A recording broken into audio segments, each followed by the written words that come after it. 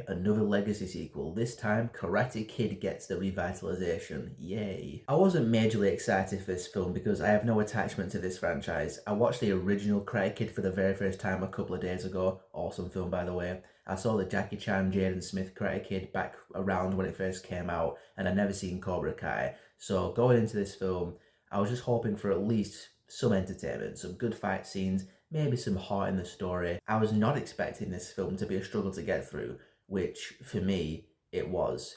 I am stunned at how much I did not like this film. I honestly thought it was borderline terrible. For starters, they do what most Legacy sequels do, which is take the formula of the original film and update it for a new generation. And thus, the major beats of this film are fairly similar to the original. There are some differences, especially in the first half. But all in all, it's the Karate Kid story you know, just not done nearly as good as it was in the original. In fact, it kind of feels like two films in one, because the first half, they're actually trying to make a new story with new characters. And then in the second half, Jackie Chan and Ralph Macchio come in and take up a lot of the screen time, and it's all, remember Karate Kid and how great it was, and, legacy sequels, nostalgia bit like they always do. Jackie Chan and Ralph Macchio are in this film purely for the sake of being in it, and I guess for the sake of justifying calling this film Karate Kid, because you do a new franchise film nowadays, you almost have to have a legacy character from one of the old films be in it just to justify making it, I guess. And that's why Ralph Macchio and Jackie Chan are here. They're here to train the new Karate Kid.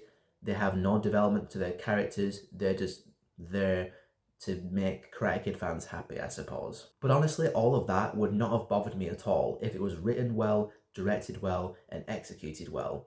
And that's my main problem with this film overall. This film is overflowing with cliches. It's cliche after cliche after cliche after cliche after cliche. And at a point, I genuinely started doing this. I was like, oh my god, are we actually doing this? Seriously, film. New Karate Kid moves from one place to another to start a new life. The mum doesn't want the Karate Kid to learn, well, it's Kung Fu in this one, kind of like it was in the 2010 film. And then he starts fighting again. Mum's disappointed because it's tied into a tragedy in their past related to them doing the fighting.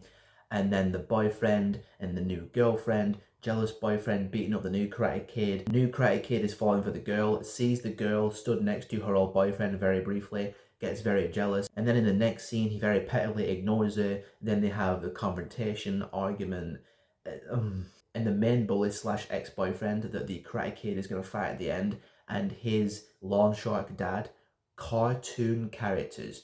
The lawn shark dad, okay, I need to get into this whole thing with the girlfriend's dad, who owns the pizza shop, and he owes money to these lawn sharks, who is the dad of the bully slash ex-boyfriend.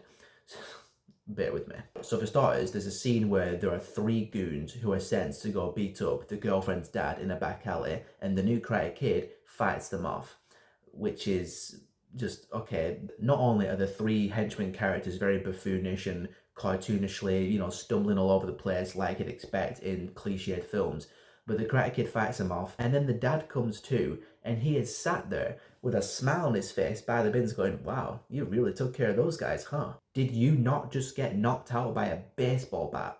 How are you sitting up and smiling and cracking jokes? You should be disorientated, you should have a concussion, but no, smile on the face like nothing happened. The plot of the first half of this film is the new Karate Kid training the girlfriend's dad in the ways of Kung Fu so he can enter a boxing match to hopefully win some money to pay off the lawn shark. And in this boxing match, the lawn shark signals to the other boxer to kind of fight dirty. And when he does, he's like, like proper laughing about it. And that's what I mean. Cartoon characters, so over the top. And some of the dialogue, especially with that bully character, is so cheesy and so corny. I don't know if they were paying homage to the original by trying to have some 80s cheesiness of their own. If that was the case, they failed miserably. There is a word that Robert Meyer Burnett uses a lot, verisimilitude, which is the feeling of being real and true. This film does not have a shred of verisimilitude in it. As far as the new Karate Kid goes, Ben Wang is the actor's name. He seems really likable and charismatic in the interviews and the press that I've seen for the film, But in the film itself, he came across as kind of bland to me. And I would have liked to have latched onto his character and really rooted for his Karate Kid journey if it wasn't so cliched and generically done. There's even a scene where Jackie Chan says to Ralph Macchio about the new Karate Kid that he means to me what you meant to Mr. Miyagi. And not once do you ever feel that connection at all. Something else that irritated me, in the fight scenes at the end, they put on these on-screen graphics like boom, character name, versus boom, character name, all cartoony and animated like it's trying to be Street Fighter or some shit.